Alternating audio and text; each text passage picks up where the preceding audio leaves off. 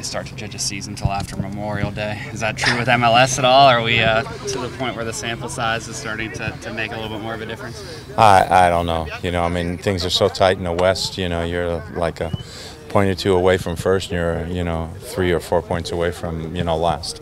Yeah. So it's it's more like Ricky Bobby. If you're not first, you're last, kind of thing. So I don't know. I don't think you can equate that yet. With our season. I think for me, always, by the end of June, you have a pretty good picture. What sort of things do you consider in deciding who, if anybody, can go 3 games in 9 days?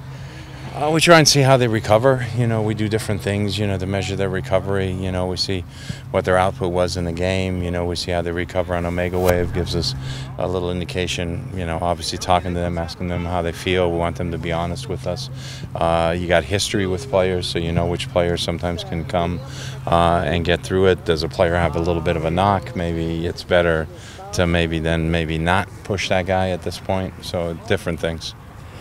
Talk about parity. Were you surprised at all by Colorado's 1-0 win over Vancouver last weekend? No. This league, I mean, you saw it with the last 2 wins by Philadelphia. You saw it with Montreal, which was dead last, winning 2 games at home. That's the way this league is structured. I think from top to bottom. I think you can go to any league in the world. You can go to the Premiership and you go through anything, and there's maybe a group of 4 or 5 that separate themselves, or in some leagues it's only 2 or 3 teams.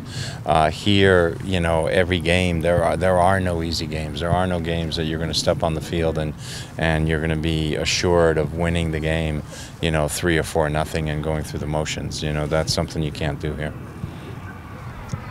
You've beaten Colorado more than any other team in your career. What's allowed you to have so much success against them? I didn't know that. I didn't know that. I don't know. We've always, I think we've done well when we've gone to Colorado. I think the plan I've always had is to go in as late as possible, to go in within 24 hours of the game. So I think that's helped us playing in Colorado. There was a series of times, where their team was up and coming. They've sort of been an up and down team, so that's maybe helped us a little bit too. We just, there was a little motivation sometimes because, Robin Fraser, who played for me in LA, we ended up having to trade him to Colorado, so there's maybe a little motivation in those games. I don't know what it is. So sometimes it just works out that way against one team or another. But you have to be proud of your defenders. 6 shutouts in 11 matches, 3 new backs this year, and Stefan Fry obviously having a really good year this year. Yeah, no, I'm pleased with that, but it's not just the back 4, it's everybody. Everybody plays well, when we defend and when we get a shutout. And, but I've been pleased with, Brad Evans' development. Obviously, Tyrone Mears' defending has been solid for us. I think Stefan keeps getting better, every day. Remick has stepped in and has done a very good job as well. Are you going to be able to watch S2 and then dart up tomorrow, or just one game? Yeah, I don't know. That's a tough one. Obviously we wanted to get the S2 game on Tuesday, but U.S. Soccer, both clubs need to agree to it. So obviously Portland didn't agree to it. So that's why it becomes a Wednesday game unless both clubs agree to it.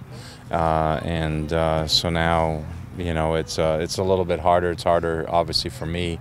I know I go in this funky game day trance that I just want to be focused on the game and things like that. Will I pop down here? I don't know. I haven't made up my mind yet. But, certainly if I don't pop down here, I'll be following it. Coach, do you have a scouting report on Colorado? I think they're a much improved team, and obviously they got some new pieces now with Solniak up front, and Doyle played as well the last game. Is he going to come with Doyle and start Doyle in this game?